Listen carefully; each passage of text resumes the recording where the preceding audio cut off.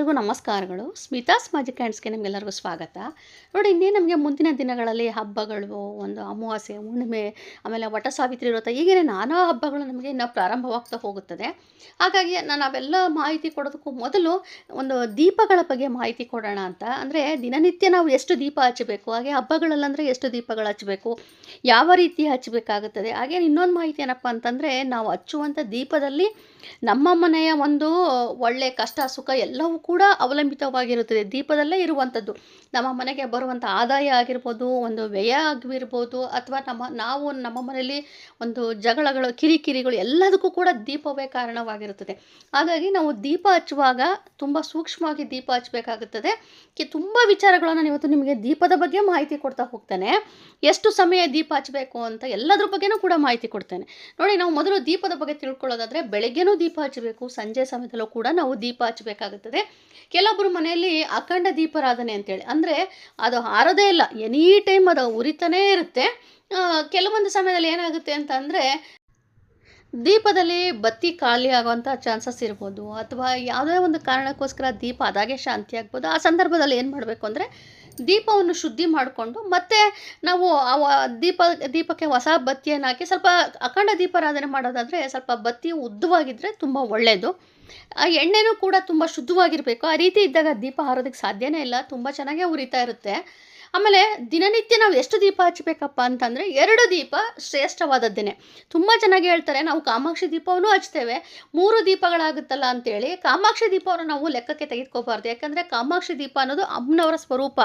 ಆ ದೀಪ ಯಾರ ಮನೆಯಲ್ಲೆಲ್ಲ ಹಚ್ಚಿರ್ತಾರೋ ಆ ದೇವರ ಮನೆಯಲ್ಲಿ ಅಮ್ಮನವರ ಸ್ವರೂಪವೇ ಇರ್ತದೆ. ಆ ಒಂದು ಕಾಮಾಕ್ಷಿ ದೀಪವನ್ನು ಲೆಕ್ಕಕ್ಕೆ ತೆಗೆದುಕೋಬೇಡಿ, ಪ್ರತಿಯೊಬ್ಬರು ಕೂಡ ಹಚ್ಬೋದು. ಒಂದೇ ದೀಪ ಹಚ್ಚಿದ್ರೂ ಸಾಕು, ಯಾಕಂದರೆ ಒಂದು ದೀಪದಲ್ಲೇ ನಮ್ಗೆ ಅಷ್ಟು ಶಕ್ತಿ ಇರುತ್ತೆ. ಹಾಗಾಗಿ ಇನ್ನು ನಮಗೆ ಬೇರೆ, ಈಗ ನಾವು ಕಳಸ ಇಟ್ಟಿರ್ತೀವಿ, ಕಳಸದ ಎರಡೂ ಬದಿಯಲ್ಲೂ ಕೂಡ ಒಂದು ದೀಪ ಹಚ್ತೇವೆ. ಸ್ವಲ್ಪ ಉದ್ದವಾಗಿರೋಂಥ ದೀಪ ಹಚ್ಚಿದ್ರೆ ತುಂಬಾ ಒಳ್ಳೆಯದು. 2 ದೀಪ ಹಚ್ಚಿ, 2 ದೀಪ ಜೊತೆಲಿ ಕಾಮಾಕ್ಷಿ ದೀಪ, 3 ದೀಪ ಹಚ್ಬೋದು, ತೊಂದರೆ ಇಲ್ಲ. ತುಂಬ ಜನ ಕೇಳ್ತಾರೆ ಹಂಗೆ ಹಚ್ಚಬಾರ್ದು ಅಂತೇಳಿ, ಅದರ ಲೆಕ್ಕಕ್ಕೆ ಬರೋದಿಲ್ಲ.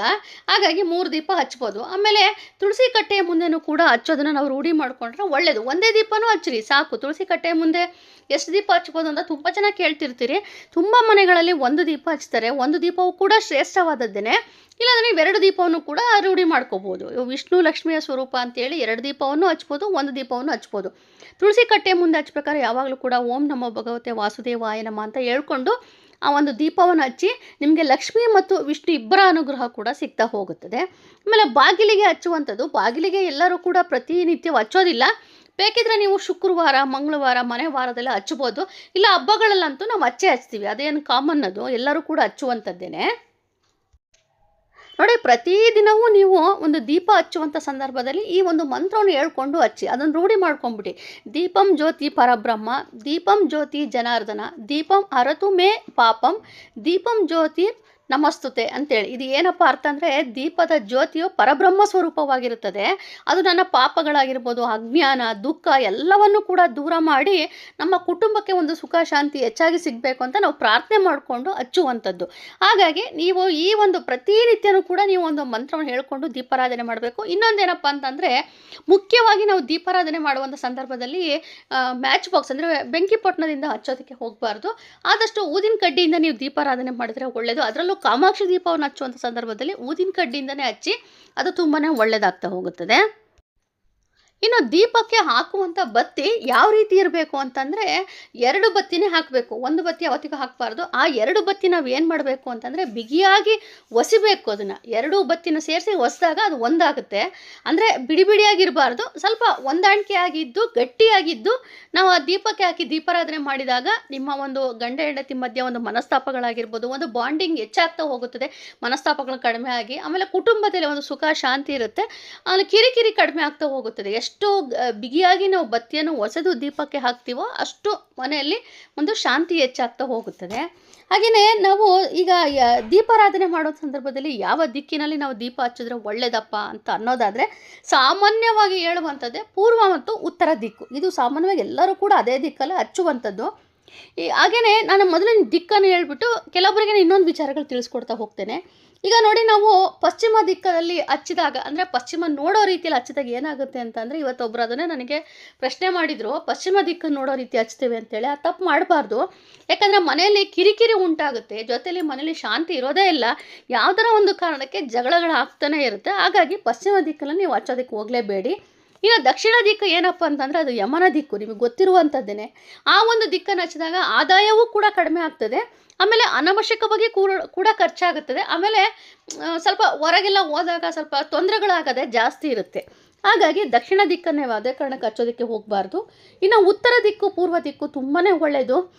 ಲಕ್ಷ್ಮಿ ಅನುಗ್ರಹನೂ ಕೂಡ ಹೆಚ್ಚಾಗುತ್ತೆ, ವಾಸ್ತು ದೋಷ ನಿವಾರಣೆ ಆಗುತ್ತೆ, ಮನೆಯಲ್ಲಿ ಶಾಂತಿ ಹೆಚ್ಚಾಗ್ತಾ ಹೋಗುತ್ತದೆ. ಎಲ್ಲವೂ ಕೂಡ ಎಲ್ಲ ರೀತಿಯಲ್ಲೂ ಒಳ್ಳೆಯದಾಗೋದಂತಂದರೆ ಪೂರ್ವ ಮತ್ತು ಉತ್ತರ ದಿಕ್ಕು. ಹಾಗೆ ನಿಮ್ಗೆ ಇನ್ನೊಂದು ಸಲಹೆ ಕೊಡಬೇಕು. ತುಂಬ ಮನೇಲಿ ಏನಾಗುತ್ತೆ ಅಂದರೆ ಮನೇಲಿ ತಿಳಿಸಿ ಹೇಳೋರು ಇರೋದಿಲ್ಲ, ಅಂದರೆ ದೊಡ್ಡವರು ಇರೋದಿಲ್ಲ ಮನೇಲಿ. ಪಾಪ ಅವ್ರಿಗೆ ದಿಕ್ಕು ಕೂಡ ಗೊತ್ತಾಗಲ್ಲ, ಯಾವ ದಿಕ್ಕಲ್ಲಿ ಯಾವ ಪಶ್ಚಿಮ ಯಾವುದು ಉತ್ತರ ಯಾವುದು ಅಂತ ಗೊತ್ತಿರೋದಿಲ್ಲ. ನಾನು ನಿಮ್ಗೆ ಅದಕ್ಕೊಂದು ಸರಳ ಪರಿಹಾರ ಹೇಳ್ತೀನಿ ನೋಡಿ. ಈ ಮೇಲ್ಮುಖ ನೋಡೋ ರೀತಿಯಲ್ಲಿ ದೀಪ ಹಚ್ಬಿಡಿ. ನೀವು ಅದು ಆ ಬೆಳಕು ಎಲ್ಲ ದಿಕ್ಕಿನಲ್ಲೂ ಕೂಡ ನಿಮ್ಗೆ ಆ ಬೆಳಕು ಬರುತ್ತೆ, ನಿಮಗೆ ಆ ಸಮಸ್ಯೆನೇ ಬರೋದಿಲ್ಲ ಇಂಥ ದಿಕ್ಕಲ್ಲಿ ಹಚ್ಚಬೇಕು ಅಂತೇಳಿ. ಮೇಲ್ಮುಖ ಅಂದರೆ ನಿಮಗೆ ಗೊತ್ತಿರುವಂಥದ್ದು ಮಧ್ಯದಲ್ಲಿರುತ್ತೆ ಬತ್ತಿ ಹಾಕುವಂಥದ್ದು, ಅದು ಹಚ್ಚಿದಾಗ ನೀವು ಅದಕ್ಕೆ ಎಣ್ಣೆ ಹಾಕಿ ಹಚ್ಚಿದಾಗ ಆ ಬೆಳಕು ಎಲ್ಲ ಕಡೆ ಹರಡುತ್ತೆ. ನೀವು ಬೆಸ್ಟ್ ಅಂತಂದರೆ ಆಪ್ಷನ್ ತೆಗೆದುಕೊಳ್ಳಿ. ಕಾಮಾಕ್ಷಿ ದೀಪ ಹಚ್ಬೇಕಾದ್ರೆ ನೋಡಿ ನಿಮ್ಗೊಂದು ಸರಳ ಪರಿಹಾರ ಹೇಳ್ತೇನೆ. ಅದೇ ಹೇಳಿದ್ನಲ್ಲ, ಯಾರಿಗೂ ತುಂಬ ಜನಕ್ಕೆ ದಿಕ್ಕುಗಳು ಗೊತ್ತಾಗೋದಿಲ್ಲ, ಉತ್ತರ ಯಾವುದು ಪೂರ್ವ ಯಾವುದು ಅಂತೇಳಿ. ಆ ಒಂದು ಸಂದರ್ಭದಲ್ಲಿ ನೀವು ಏನು ಮಾಡಬೇಕಪ್ಪ ಅಂತಂದರೆ, ದೇವರ ಮನೆಯಲ್ಲಿ ಪ್ರತಿಯೊಬ್ಬರು ಕೂಡ ಕಳಸವನ್ನು ಇಟ್ಟಿರ್ತೀರಿ. ಹಾಗಾಗಿ ಎಲ್ಲರೂ ಕೂಡ ಮನೆ ದೇವರು ಅಂತ ಕಳಸ ಇಟ್ಟಿರ್ತೀರಿ. ಹಾಗಾಗಿ ಆ ಕಳಸವನ್ನು ನೋಡೋ ರೀತಿಯಲ್ಲಿ ಕಾಮಾಕ್ಷಿ ದೀಪವನ್ನು ಸ್ವಲ್ಪ ಮಟ್ಟಿಗೆ ಸರಿಸಿ ಅಷ್ಟೇ. ಈಗ ಅಂದರೆ ಕಾಮಾಕ್ಷಿಯ ಇದು ಕಳಸದ ಬಲಭಾಗದಲ್ಲಿ ಕಾಮಾಕ್ಷಿ ದೀಪ ಇಡಬೇಕು. ಅದೊಂದು ನೀವು ಒಂದು ತಲೆಯಲ್ಲಿ ಇಟ್ಕೊಂಡ್ಬಿಡಿ. ಈಗ ಅಂದರೆ ನಮ್ಮ ಕಡೆ ಅಲ್ಲ, ದೇವರ ಕಡೆಯಿಂದ ಬಲಭಾಗದಲ್ಲಿ ಬರಬೇಕು. ಆ ರೀತಿಯಾಗಿ ನೀವು ಕಾಮಾಕ್ಷಿ ದೀಪವನ್ನು ಇಟ್ಟು ಅದರ ಉರಿ ಸ್ವಲ್ಪ ಮಟ್ಟಿಗೆ ದೇವರನ್ನು ನೋಡೋ ರೀತಿಯಲ್ಲಿ ಇಟ್ಬಿಟ್ರೆ ನಿಮಗೆ ಅದು ಒಳ್ಳೆಯದೇನೆ. ನೀವು ಯಾವ ಥರನೂ ತಲೆ ಕೆಡಿಸ್ಕೊಳ್ಳೋಕೆ ಹೋಗಬೇಡಿ. ಇನ್ನೊಂದೇನಪ್ಪ ಅಂತಂದರೆ, ಕಾಮಾಕ್ಷಿ ದೀಪ ನೀವು ಎಲ್ಲಿ ಇಟ್ಟಿರ್ತೀರೋ ಅದ್ರ ಪಕ್ಕದಲ್ಲಿ ಹಿಂಬದಿಯಲ್ಲ ಆದಷ್ಟು ಲಕ್ಷ್ಮಿ ಫೋಟೋ, ಲಲಿತಾ ತ್ರಿಪುರ ಸುಂದರಿ ಫೋಟೋ ಆಗಿರ್ಬೋದು, ನೀವು ಒಟ್ಟಲ್ಲಿ ಅಮ್ಮನವರ ಫೋಟೋಗಳನ್ನು ಇಟ್ಟರೆ ತುಂಬಾ ಒಳ್ಳೆಯದು. ಆ ರೀತಿಯಾಗಿ ನೀವು ಸ್ವಲ್ಪ ಮಟ್ಟಿಗೆ ಜೋಡಣೆ ಮಾಡಿಟ್ಕೊಳ್ಳಿ, ಅದು ಒಳ್ಳೆಯದಾಗ್ತಾ ಹೋಗುತ್ತದೆ. ಇನ್ನು ದೀಪಕ್ಕೆ ಯಾವ ರೀತಿ ಎಣ್ಣೆ ಹಾಕಬೇಕು ಅನ್ನೋದಾದರೆ, ಎಳ್ಳೆಣ್ಣೆನೇ ತುಂಬ ಒಳ್ಳೆಯದು. ಎಳ್ಳೆಣ್ಣೆ ಏನಪ್ಪ ಅಂತಂದರೆ, ದಿನನಿತ್ಯ ದೀಪಕ್ಕೆ ಎಳ್ಳೆಣ್ಣೆ ಯಾಕೆ ಅಂತಂದರೆ, ಅದು ನಮ್ಮ ಮನೇಲಿ ಯಾರಿಗೇ ಆಗಲಿ ಮನೇಲಿ ಅಲ್ಪ ಸ್ವಲ್ಪನಾರು ಆರೋಗ್ಯ ಸಮಸ್ಯೆ ಇರುತ್ತೆ, ಏನೇ ಒಂದು ಕಷ್ಟಗಳಿರುತ್ತೆ, ಎಲ್ಲವೂ ಕೂಡ ದಿನನಿತ್ಯನೋ ದಿನ ಕ್ರಮೇಣ ಕಡಿಮೆ ಆಗ್ತಾ ಅದು ಮನೆಗೆ ಒಳ್ಳೆಯದಾಗ್ತಾ ಹೋಗುತ್ತದೆ. ಎಳ್ಳೆಣ್ಣೆ ಒಳ್ಳೆಯದು. ಅದು ಬಿಟ್ಟರೆ ತುಪ್ಪ ಕೊಬ್ಬರೆಣ್ಣೆ ಒಳ್ಳೆಯದೇ. ಅದು ಎಲ್ಲರಿಗೂ ಕೂಡ ಅದು ಅಷ್ಟೊಂದು ಈಗ ಅಂದರೆ ಈಗ ಬೆಲೆ ಜಾಸ್ತಿ ಇರೋದ್ರಿಂದ ಅಷ್ಟೊಂದು ದಿನನಿತ್ಯ ಉಪಯೋಗಿಸೋದಕ್ಕೆ ಆಗೋದಿಲ್ಲ. ಹಾಗಾಗಿ ನಿಮ್ಮ ಮನೆ ದೇವರ ವಾರ ಯಾವತ್ತಿರುತ್ತೋ ಆವತ್ತಿನ ದಿವಸ ಮಾತ್ರ ನೀವು 2 ತುಪ್ಪದ ದೀಪ ಹಚ್ಚಿ ಇಟ್ಬಿಡಿ. ಅಷ್ಟರ ಮಟ್ಟಿಗೆ ನೀವು ಬದಲಾವಣೆ ಮಾಡ್ಕೋಬೋದು. ಪ್ರತಿನಿತ್ಯ ಎಳ್ಳೆಣ್ಣೆ ಹಚ್ಚಿ ವಿಶೇಷ ದಿನಗಳಲ್ಲಿ, ಹಬ್ಬಗಳಲ್ಲಿ ಅದರಲ್ಲೆಲ್ಲ ನೀವು ತುಪ್ಪವನ್ನು ಉಪಯೋಗಿಸ್ಕೊಳ್ಳಿ. ತುಪ್ಪ ಅಥವಾ ಕೊಬ್ಬರೆಣ್ಣೆ ಎರಡೂ ಕೂಡ ಒಂದೇ ನಿಮಗೆ ಉತ್ತರ ಸಿಗುವಂಥದ್ದು. ಎರಡೂ ಕೂಡ ಒಂದು ಹಣದ ಆಕರ್ಷಣೆ ಆಗಿರ್ಬೋದು, ಮನೆಗೆ ಒಳ್ಳೆಯದಾಗ್ಬೋದು, ಆಮೇಲೆ ತುಂಬ ಜನಕ್ಕೆ ಮದುವೆ ವಿಳಂಬ ಆಗಿರ್ಬೋದು, ಎಲ್ಲದಕ್ಕೂ ಕೂಡ ನಿಮ್ಮ ಮನೇಲಿ ಮನೆ ಅಂದಮೇಲೆ ಏನಾರ ಒಂದು ಕಷ್ಟಗಳು ಇದ್ದೇ ಇರುತ್ತೆ. ಎಲ್ಲದಕ್ಕೂ ಪರಿಹಾರ ಅಂತಂದರೆ ಮನೆ ದೇವರ ವಾರದ ದಿವಸ 2 ತುಪ್ಪದ ದೀಪ ಹಚ್ಚಿಡುವಂಥದ್ದು.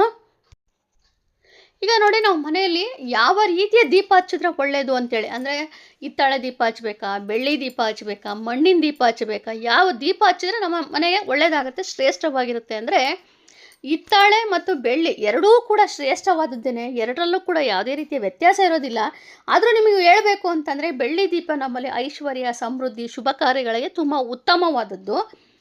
ಹಾಗೆಯೇ ಹಿತ್ತಾಳೆ ದೀಪವು ಏನಪ್ಪ ಅಂತಂದರೆ, ದಿನನಿತ್ಯ ಪೂಜೆಗೆ ಹಿತ್ತಾಳೆ ದೀಪನೇ ಒಳ್ಳೆಯದು. ಯಾಕೆ ಹೇಳ್ತಾ ಇದ್ದೀನಿ ಅಂದರೆ, ವಿಷ್ಣು, ಶಿವ, ಲಕ್ಷ್ಮಿ ಎಲ್ಲ ದೇವರುಗಳಿಗೂ ಸೇರಿದಂತೆ ಅದು ತುಂಬ ಯೋಗ್ಯವಾದದ್ದು.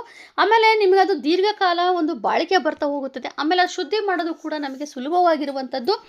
ತುಂಬ ಹಿಂದಿನ ಕಾಲದಿಂದ ನಡ್ಕೊಂಡು ಬಂದಿರುವಂಥದ್ದು ಹಿತ್ತಾಳೆ ದೀಪನೇ. ಹಾಗಾಗಿ ಪ್ರತಿನಿತ್ಯವೂ ಹಿತ್ತಾಳೆ ದೀಪನೂ ಹಚ್ಚಿ, ನಿಮಗೆ ಅನುಕೂಲ ಇರೋವಂಥವ್ರು ಬೆಳ್ಳಿ ದೀಪವನ್ನು ಹಚ್ಚಿ. ಎರಡೂ ಯಾರ್ದೋ ಮನೆಯಲ್ಲಿ ಅವರು ಅನುಕೂಲವಾಗಿದ್ದಾರೆ, ಅವ್ರ ಮನೇಲಿ ಈಗ ನಾವು ಹಬ್ಬಗಳಿಗೆ ಹೋಗಿರ್ತೀವಪ್ಪ ಕುಂಕುಮ ಕೊಡೋಕ್ಕೆ, ಕುಂಕುಮ ತೆಗೆದುಕೊಳ್ಳೋಕ್ಕೆ ಅಂತೇಳಿ, ಅವರು ತುಂಬಾ ಅಲಂಕಾರಿಕವಾಗಿ ತುಂಬ ಬೆಳ್ಳಿ ದೀಪ ಹಚ್ಚಿರ್ತಾರೆ. ಅವರು ಸ್ವಲ್ಪ ಅವ್ರು ಅನುಕೂಲವಾಗಿ ಇರ್ತಾರೆ ಅಂದ್ಕೊಳ್ಳಿ. ನೋಡಪ್ಪ ಇವರು ಅದೆಲ್ಲ ಇರೋದ್ರಿಂದ ಹಚ್ಚಿರ್ತಾರೆ ಅಂತ ನೀವು ಅಂದ್ಕೊಂಡ್ರೆ ಅದು ತಪ್ಪು ಮಾಹಿತಿ. ಅವರಿಗೆ ದುಡ್ಡಿರುತ್ತೆ, ತೆಗೆದುಕೊಂಡಿರ್ತಾರೆ ಅಷ್ಟೇ ವಿನಃ ಆ ದೀಪದಿಂದನೇ ಅವ್ರಿಗೆ ಅನುಕೂಲ ಆಗಿದೆ ಅನ್ನೋದು ಸುಳ್ಳು ಮಾಹಿತಿ. ಯಾವ ದೀಪ ಹಚ್ಚಿದ್ರೂ ಕೂಡ ಅದ್ರ ಬೆಳಕು, ನಮ್ಮ ನಂಬಿಕೆ, ಪ್ರೀತಿ, ಅದರಿಂದನೇ ನಮಗೆ ಒಳ್ಳೆಯದಾಗುತ್ತೆ ವಿನಃ ಹಿತ್ತಾಳೆ ಬೆಳ್ಳಿಯಿಂದ ನಮ್ಮ ಜೀವನ ಡಿಸೈಡ್ ಆಗೋದಿಲ್ಲ. ಈಗ ನೋಡಿ ಮಣ್ಣಿನ ದೀಪ ನಾವು ಯಾವಾಗೆಲ್ಲ ಹಚ್ಬೋದು ಅನ್ನೋದಾದರೆ ಮಣ್ಣಿನ ದೀಪ ನಾವು ತುಳಸಿ ಕಟ್ಟೆ ಮುಂದೆ ಹಚ್ತೇವೆ, ಒಳ್ಳೆಯದು. ಆಮೇಲೆ ದೇವರ ಮುಂದೆಲ್ಲ ಹಚ್ಚುವಂಥ ಸಂದರ್ಭದಲ್ಲಿ ಅಮಾವಾಸ್ಯೆ ದಿನವೂ ಹಚ್ಬೋದು, ಹುಣ್ಣಿಮೆ ದಿನ, ಆಮೇಲೆ ಏಕಾದಶಿ, ಪ್ರದೋಷ, ಈ ಗುರುಪುಷ್ಯಾಮೃತ ಯೋಗ, ಆಮೇಲೆ ದೀಪಾವಳಿ, ವಿಶೇಷ ದಿನಗಳಲ್ಲೆಲ್ಲ ನಾವು ಹೆಚ್ಚಿನ ಮಟ್ಟದಲ್ಲಿ ಮಣ್ಣಿನ ದೀಪ 5, 9, 11, 21 ಈ ಥರ ಮಣ್ಣಿನ ದೀಪಗಳನ್ನ ನಾವು ಹಚ್ತಾ ಇರ್ತೇವೆ. ಅದು ತುಂಬಾ ಶ್ರೇಷ್ಠವಾದದ್ದು. ಆಮೇಲೆ ನಾನು ನಿಮ್ಗೆ ಇನ್ನೊಂದು ಹೇಳೋದೇನಪ್ಪ ಅಂದರೆ, ಪ್ರತಿನಿತ್ಯವೂ ಕೂಡ ಅಡುಗೆ ಮನೆಯಲ್ಲಿ ಒಂದು ಮಣ್ಣಿನ ದೀಪ ಹಚ್ಚಿಡಿ. ಅದು ತುಂಬಾ ಒಳ್ಳೆಯದು. ಮಣ್ಣಿನ ದೀಪವೇ ಏನಕ್ಕಪ್ಪ ಅಂತಂದರೆ, ಮಣ್ಣು ಎನ್ನುವಂಥದ್ದು ಅದು ಭೂಮಿಯಿಂದ ಬಂದಿರುವಂಥದ್ದು. ಹಾಗಾಗಿ ಭೂಮಾತೆಯ ತತ್ವವನ್ನು ಪ್ರತಿನಿಧಿಸುತ್ತದೆ. ಸೊ ಹಾಗಾಗಿ ನೀವು ದೇವರ ಮನೆಯಲ್ಲೂ ಹಚ್ಬೋದು, ಅಡುಗೆ ಮನೆಯಲ್ಲೂ ಸಹ ಹಚ್ಬೋದು, ತುಳಸಿ ಕಟ್ಟೆಯ ಮುಂದೆ, ಬಾಗಿಲ ಬಳಿ ಎಲ್ಲ ಕಡೆನೂ ಕೂಡ ನಮಗೆ ಮಣ್ಣಿನ ದೀಪವು ಶ್ರೇಷ್ಠವಾದದ್ದೇನೆ. ಆಮೇಲೆ ಕಲ್ಲಿನ ದೀಪನೂ ಹಚ್ತಾರೆ, ಅದು ಕೂಡ ಶ್ರೇಷ್ಠವಾದದ್ದೇನೆ. ನಾವು ಎಲ್ಲದೂ ಕೂಡ ಒಳ್ಳೆಯದೇನೆ. ಒಂದು ಕಲ್ಲಿನ ದೀಪ ಏನಕ್ಕೆ ಹಚ್ತೀವಿ ಅಂತಂದರೆ, ಅದೊಂದು ಸ್ಥಿರತೆ ಮತ್ತು ದೃಢತೆಯ ಒಂದು ಸಂಕೇತ ಅಂತೇಳಿ ನಾವು ಪರಿಗಣನೆ ಮಾಡ್ತೇವೆ. ಹಾಗಾಗಿ ಕಲ್ಲಿನ ದೀಪವನ್ನು ಹಚ್ತೇವೆ. ಕಲ್ಲಿನ ದೀಪವನ್ನು ಈಗ ಅಡುಗೆ ಮನೆಯಲ್ಲಿ ಕಲ್ಲಿನ ದೀಪನೂ ಹಚ್ಬೋದು, ಮಣ್ಣಿನ ದೀಪನೂ ಹಚ್ಬೋದು. ಯಾಕಂದರೆ ನಾನು ಒಂದು ವಿಡಿಯೋದಲ್ಲಿ ನಿಮಗೆ ತಿಳಿಸ್ಕೊಟ್ಟಿದ್ದೆ, ಅನ್ನಪೂರ್ಣೇಶ್ವರಿಯ ಒಂದು ಪೂಜೆಯ ಸಂದರ್ಭದಲ್ಲಿ ಅಡುಗೆ ಮನೆಯಲ್ಲಿ ನೀವು ಅನ್ನಪೂರ್ಣೇಶ್ವರಿ ವಿಗ್ರಹ ಇಟ್ಟು ಅಲ್ಲಿ ದೀಪ ಹಚ್ಚುವಂಥದ್ದನ್ನು ಕೂಡ ನಾನು ಒಂದು ವಿಡಿಯೋ ಮೂಲಕ ತಿಳಿಸ್ಕೊಟ್ಟಿದ್ದೇನೆ. ಆ ರೀತಿಯೂ ಕೂಡ ನೀವು ದೀಪ ಹಚ್ಬೋದು. ಇನ್ನೊಂದೇನಪ್ಪ ಅಂತಂದರೆ, ಯಾವುದೇ ದೀಪ ತೆಗೆದುಕೊಳ್ಳಿ, ಅದು ಭಿನ್ನ ಆಗಿರಬಾರ್ದು. ನೀವು ಯಾವುದೇ ಒಂದು ಹಿತ್ತಾಳೆ ತೆಗೆದುಕೊಳ್ಳಿ, ಬೆಳ್ಳಿ ತೆಗೆದುಕೊಳ್ಳಿ. ಕೆಲವೊಂದು ಅಂಗಡಿಗಳಲ್ಲಿ ಏನು ಮಾಡ್ತಾರೆ ಅಂತಂದರೆ, ಏನೋ ಸ್ವಲ್ಪ ಮುಕ್ಕಾಗಿರುತ್ತೆ, ಅದಕ್ಕೇನೋ ಸ್ವಲ್ಪ ಪಾಲಿಷ್ ಮಾಡಿನೋ, ಬೆಸುಗೆ ಹಾಕಿನೋ, ಇನ್ನೇನೋ ಒಂದು ಕೊಟ್ಬಿಟ್ಟಿರ್ತಾರೆ. ಹಾಗಾಗಿ ಅದನ್ನೆಲ್ಲವನ್ನು ನೀವು ಗಮನದಲ್ಲಿ ಇಟ್ಕೊಂಡು ದೀಪವನ್ನು ತೆಗೆದುಕೊಳ್ಳಿ. ನಾನು ಅಷ್ಟೇ ಹೇಳುವಂಥದ್ದು. ಕೆಲವರು ನೋಡೋಕೆ ತುಂಬ ಚೆನ್ನಾಗಿದೆ ಅಂದರೆ ತೆಗೆದುಕೊಂಬಂದುಬಿಡ್ತೀರಿ. ಅದು ತಪ್ಪು ಮಾಡೋದಕ್ಕೆ ಹೋಗಬೇಡಿ. ಅದು ಮುಕ್ಕಾಗಿದೆಯೋ, ಬಿರುಕು ಬಿಟ್ಟಿರುತ್ತೋ, ಇವೆಲ್ಲವನ್ನು ಸ್ವಲ್ಪ ನೋಡಿಕೊಂಡು ನೀವು ದೀಪವನ್ನು ತೆಗೆದುಕೊಂಡು ಬಂದು ದಿನನಿತ್ಯನೂ ನೀವು ದೀಪ ಹಚ್ಚೋದ್ರಿಂದ ತುಂಬಾ ಒಳ್ಳೆಯದು. ಈಗ ನಾವು ದೇವರ ಫೋಟೋ ತೆಗೆದುಕೊಂಡು ಬಂದು ದೇವರ ಫೋಟೋ ಶುದ್ಧಿ ಮಾಡಿ, ಫೋಟೋನೆಲ್ಲ ಒರೆಸಿ, ಹೂವೆಲ್ಲ ಮೂಡಿಸಿ ಎಷ್ಟು ನಾವು ಪೂಜೆ ಪ್ರಾಮುಖ್ಯತೆ ಕೊಡ್ತೇವೋ ದೀಪಕ್ಕೂ ಅಷ್ಟೇ ಪ್ರಾಮುಖ್ಯತೆ ಕೊಡಬೇಕು. ದೀಪವನ್ನು ಬೆಳಗ್ಗೆನೂ ಹಚ್ಚಬೇಕು, ಸಂಜೆನೂ ಹಚ್ಚಬೇಕು. ದೀಪದ ಬೆಳಕಿನಲ್ಲಿ ನಾವೇನು ಪೂಜೆ ಮಾಡಿರ್ತೀವೋ ಅದು ದೇವರನ್ನು ನೋಡಬೇಕು. ಅದು ತುಂಬಾ ಒಳ್ಳೆಯದು. ನಿಮಗೆ ಗೊತ್ತಿರ್ಬೋದು, ತುಂಬ ಮನೆಗಳಲ್ಲಿ ನೀವು ಪೂಜೆ ಮಾಡ್ತಾ ಇರ್ತೀರಿ, ಮಾಡುವಂಥ ಸಂದರ್ಭದಲ್ಲಿ ದೀಪದಲ್ಲಿ ಹೂವು ಮೂಡುತ್ತೆ. ಆ ದೀಪದ ತುದಿಯಲ್ಲಿ ಇಷ್ಟದ ಅಗ್ಲಕ್ಕೆ ಒಂದು ಹೂ ಬರುತ್ತೆ. ಅದು ಏನೋ ಸಂಕೇತ ಅಂತಂದರೆ ನಮಗೆ ಒಳ್ಳೆಯದಾಗ್ತಾ ಇದೆ ಅಂತ ಹೇಳಿ. ನಾವು ಏನು ಪೂಜೆ ಮಾಡಿದ್ದೀವೋ ಅದು ದೇವರಿಗೆ ತಲುಪಿದೆ, ದೇವರ ಅನುಗ್ರಹ ನಮ್ಮ ಮೇಲಿದೆ ಅಂತೇಳಿ ಅರ್ಥ ಬರುತ್ತೆ. ನೀವು ಅದನ್ನು ಗಮನಿಸಿ ಬೇಕಾದರೆ ಇಷ್ಟು ದಪ್ಪ ಹೂ ಬರ್ತಾ ಇರುತ್ತೆ ದೀಪ ಹಚ್ಚಿದಾಗ. ತುಂಬಾ ಒಳ್ಳೆಯದದು. ಈಗಾಗಲೇ ಹೇಳಿದಾಗೆ ಪ್ರತಿನಿತ್ಯನೂ 2 ದೀಪ, ಒಂದು ಕಾಮಾಕ್ಷಿ ದೀಪ, ವಿಶೇಷ ದಿನಗಳಲ್ಲಿ ಅಂದರೆ ಹಬ್ಬ, ವರಮಹಾಲಕ್ಷ್ಮಿ ಹಬ್ಬ, ಶುಕ್ರವಾರ, ಅಮಾವಾಸ್ಯೆ, ಹುಣ್ಣಿಮೆ, ಏಕಾದಶಿ ಅಂತ ವಿಶೇಷ ದಿನಗಳಲ್ಲಿ 5 ದೀಪ, 9, 11, 21 ದೀಪಗಳನ್ನು ನಾವು ಹಚ್ಬೋದು. ಇನ್ನು ದೀಪವನ್ನು ನಾವು ಶುದ್ಧಿ ಮಾಡುವಂಥ ಸಂದರ್ಭ ಏನಪ್ಪ ಅಂತಂದರೆ, ಅಮಾವಾಸ್ಯೆ, ಹುಣ್ಣಿಮೆ, ಶುಕ್ರವಾರದ ದಿವಸ ನಾವು ಶುದ್ಧಿ ಮಾಡಬಾರ್ದು. ಅದನ್ನು ಗಮನದಲ್ಲಿ ಇಟ್ಕೋಬೇಕು. ಅದ್ರ ಹಿಂದಿನ ದಿವಸವೇ ನೀವು ಕ್ಲೀನಾಗಿ ಶುದ್ಧಿ ಮಾಡಿ ಎತ್ತಿಟ್ಕೊಂಡ್ಬಿಟ್ರೆ ಒಳ್ಳೆಯದು. ಎರಡು ಜೊತೆ ಇಟ್ಕೊಂಡ್ರೆ ಇನ್ನೂ ಒಳ್ಳೆಯದು. ಈಗ ಕಾಮಾಕ್ಷಿ ದೀಪ, ಅದರಲ್ಲೂ ಬಹುಮುಖ್ಯವಾಗಿ ಕಾಮಾಕ್ಷಿ ದೀಪ ಮಾತ್ರ ಯಾವುದೇ ಕಾರಣಕ್ಕೂ ಶುಕ್ರವಾರ, ಮಂಗಳವಾರ, ಶನಿವಾರ ವಿಶೇಷ ಹಬ್ಬಗಳಲ್ಲಿ ಮಾತ್ರ ನೀವು ಶುದ್ಧಿ ಮಾಡೋಕ್ಕೆ ಹೋಗಬಾರ್ದು. ಹಿಂದಿನ ದಿವಸವೇ ಮಾಡಿಟ್ಕೊಳ್ಳಿ. ಒಂದು ಪಕ್ಷ ಮರ್ತೋಯ್ತಪ್ಪ ಅಂತಂದರೆ ಅದನ್ನು ಒಂದು ಟಿಶ್ಯೂ ಪೇಪರ್ ಅಥವಾ ಒಂದು ಬಿಳಿ ಬಟ್ಟೆಯಿಂದ ಚೆನ್ನಾಗಿ ಒರೆಸ್ಬಿಟ್ಟು ಹೊಸ ಬತ್ತಿಯನ್ನು ಹಾಕಿ ನೀವು ದೀಪಾರಾಧನೆ ಮಾಡಿ. ಆಮೇಲೆ ದಿನನಿತ್ಯ ದೀಪಕ್ಕೂ ಅಷ್ಟೇ ಹೊಸ ಬತ್ತಿನೇ ಹಾಕಬೇಕು. ಹಿಂದಿನ ದಿವಸ ಹಚ್ಚಿದ್ದೀವಿ ಅದು ಉಳಿದಿದೆ ಅಂತೇಳಿ ಅದಕ್ಕೆ ಹಚ್ಚುವಂಥದ್ದು ಅವ್ರು ಮಾಡಬಾರ್ದು. ಹೊಸ ಬತ್ತಿಯನ್ನು ಹಾಕಿ, ಹೊಸ ಎಣ್ಣೆನ ಹಾಕಿ ದೀಪ ಎಷ್ಟು ಶುದ್ಧವಾಗಿರುತ್ತೋ ನಮ್ಮ ಮನೆ ಕೂಡ ಅಷ್ಟೇ ಶುದ್ಧವಾಗಿರುತ್ತೆ, ನಮ್ಮ ಮನೆಗೂ ಕೂಡ ಅಷ್ಟೇ ಆದಾಯ ಬರುತ್ತೆ. ಎಲ್ಲ ರೀತಿಯಲ್ಲೂ ಒಳ್ಳೆಯದಾಗುತ್ತೆ. ಅನಾವಶ್ಯಕ ಖರ್ಚು ಕಡಿಮೆ ಆಗುತ್ತೆ. ಪ್ರತಿಯೊಂದು ಕೂಡ ಒಳ್ಳೆಯದಾಗುತ್ತೆ. ಆಮೇಲೆ ಆದಷ್ಟು ದೇವರ ಮನೆ ಒಳಗೆ ಹೋಗ್ಬೇಕಾದ್ರೆ ಕೈಕಾಲು ತೊಳ್ಕೊಂಡು ಹೋಗಿ, ಹಾಗೇ ಹೆಂಗೆ ಬೇಕೋ ಹಂಗೆ ನಾವು ಮುಟ್ಟಬಾರ್ದು. ದೀಪ ಅಷ್ಟೇ ಅಲ್ವಾ ಹಚ್ಬಿಡೋಣ ಅಂತ ಅನ್ನೋ ಥರ ಭಾವನೆಗಳು ಇರಬಾರ್ದು. ಸರಿಯಾಗಿ ನಾವು ಶುದ್ಧವಾಗಿದ್ದು ದೇವರ ಮನೆಯೂ ಶುದ್ಧವಾಗಿ ಇಟ್ಕೊಂಡು ನಾವು ದೀಪ ಹಚ್ಚಿ ಪೂಜೆ ಮಾಡಿದಾಗ ಖಂಡಿತವಾಗ್ಲೂ ದೇವರ ಅನುಗ್ರಹ ನಮಗೆ ಸಿಗುತ್ತೆ. ನಾವು ಇಷ್ಟೇ ಆಡಂಬರ ಮಾಡಬೇಕು, ಇದೇ ಥರ ಯಾರ್ದೋ ಮನೆಯಲ್ಲಿ ತುಂಬ ಮನೆಗಳಲ್ಲಿ ಹೂವಿನ ಅಲಂಕಾರ ಮಾಡಿದ್ದಾರೆ, ನಾವು ಮಾಡಬೇಕು ಆ ಥರ ಎಲ್ಲ. ನೀವು ಒಂದೇ ಹೂವು ಇಟ್ಟರು ಅಷ್ಟೇ ಅನುಗ್ರಹ ಸಿಗೋದು. ನಿಮ್ಮ ಭಕ್ತಿ, ನಂಬಿಕೆ, ಎಷ್ಟು ಖುಷಿಯಾಗಿ ನೀವು ಅದರಲ್ಲೂ ತುಂಬ ಸ್ಮೈಲಿ ಫೇಸಲ್ಲಿ ನೀವು ಒಂದು ದೀಪಾರಾಧನೆ ಮಾಡಿ ನಿಮಗೆ ಅದು ಉತ್ತರ ಕೊಡ್ತಾ ಹೋಗುತ್ತೆ. ಅಷ್ಟು ಒಳ್ಳೆಯದಾಗ್ತಾ ಹೋಗುತ್ತದೆ. ಇದ್ರ ಬಗ್ಗೆ ತಿಳಿಸ್ತಾ ಹೋದರೆ ಇನ್ನೂ ತುಂಬ ವಿಚಾರಗಳಿವೆ. ಈಗಾಗಲೇ ಸಾಕಷ್ಟು ವಿಚಾರಗಳು ತಿಳಿಸ್ಕೊಟ್ಟಿದ್ದೇನೆ. ಇದರಲ್ಲಿ ನಿಮಗೆ ಇನ್ನೂ ಏನಾದರೂ ನಿಮಗೆ ಮಾಹಿತಿಗಳು ಬೇಕು ಅಂದರೆ ಮೆಸೇಜ್ ಮಾಡಿ, ನಾನು ಅದಕ್ಕೆ ರಿಪ್ಲೈ ಮಾಡ್ತೇನೆ. ಸೊ ಇವತ್ತಿನ ಒಂದು ವಿಡಿಯೋ ತುಂಬಾ ಉಪಯುಕ್ತವಾಗಿದೆ. ಎಲ್ಲರೂ ಕೂಡ ಇದನ್ನು ಆದಷ್ಟು ಶೇರ್ ಮಾಡಿ, ಲೈಕ್ ಮಾಡಿ, ಕಮೆಂಟ್ ಮಾಡಿ. ಹಾಗೆ ಇದರಲ್ಲಿ ಏನಾದರೂ ನಿಮಗೆ ಬದಲಾವಣೆಗಳು ನೀವು ಮಾಡ್ಕೊಳ್ಬೇಕು ಅಂತ ಅಂದ್ಕೊಂಡ್ರೆ ಖಂಡಿತ ಮಾಡಿ. ತುಂಬಾ ಒಳ್ಳೆಯದಾಗ್ತಾ ಹೋಗುತ್ತದೆ. ಹಾಗೆಯೇ ಇವತ್ತಿನ ಒಂದು ವಿಡಿಯೋಗೆ ಸಬ್ಸ್ಕ್ರೈಬ್ ಮಾಡ್ಕೊಳ್ಳೋದನ್ನು ಮಾತ್ರ ಮರಿಬೇಡಿ. Thank you. ನಮಸ್ತೆ ಎಲ್ರಿಗೂ. ಇವತ್ತು ಶುಭಮ್ ರಿಟರ್ನ್ ಗಿಫ್ಟ್ಸಲ್ಲಿ ಹೊಸ ಕಾಂಬೋ ಏನಂದರೆ ಕಲಂಕಾರಿ ಬಾಕ್ಸು ಸಿಂಪಲ್ಲಾಗಿ ಕೇಳಿದ್ದಾರೆ 25 ಬ್ಯಾಗ್ಸು. ಸೊ ಅದಕ್ಕೋಸ್ಕರ ರೆಡಿ ಮಾಡ್ತಾಯಿದ್ದೀನಿ. ಸೊ ಏನಂದರೆ ಕಲಂಕಾರಿ ಬಾಕ್ಸು, ಒಂದು ಪೌಚಲ್ಲಿ ಅರಿಶಿನ ಕುಂಕುಮ ಮತ್ತು 4 ಬಳೆ, 2 ಚಾಕ್ಲೇಟು, ಆ ಕಲಂಕಾರಿ ಬಾಕ್ಸ್ ಒಂದು. ಸೊ ಥ್ಯಾಂಕ್ ಯು ಬ್ಯಾಗಲ್ಲಿ ಕೊಡೋದಕ್ಕೆ 69 ರುಪೀಸ್ ಅಷ್ಟೇ. ಸೊ ಯಾರಿಗಾದ್ರೂ ಅವಶ್ಯಕತೆ ಇದ್ದರೆ ಆರ್ಡ್ರ್ ಮಾಡಿ. ವರಲಕ್ಷ್ಮಿ ಹಬ್ಬ ಎಲ್ಲ ಬರ್ತಿದೆಯಲ್ವ, ಅವ್ರಿಗೆ ಕೊಡೋದಕ್ಕೆ ತುಂಬ ಯೂಸ್ ಆಗುತ್ತೆ. ಯಾರಿಗಾದ್ರೂ ಬೇಕಂದರೆ ಮೇಲೆ ಇರೋ ನಂಬರ್ಗೆ ಕಾಲ್ ಮಾಡಿ, ಕಸ್ಟಮೈಸ್ ಕೂಡ ಮಾಡಿಕೊಡ್ತೀವಿ. ಬೇರೆ ಯಾವುದಾದ್ರೂ ಗಿಫ್ಟು ಬೇಕಂದ್ರೂ ಸರಿ, ಅದೆಲ್ಲ ಕಸ್ಟಮೈಸ್ ಮಾಡಿಕೊಡ್ತೀವಿ. ಲೈಕ್ ಮಾಡಿ, ಶೇರ್ ಮಾಡಿ ಆ್ಯಂಡ್ ಸಬ್ಸ್ಕ್ರೈಬ್ ಮಾಡಿ.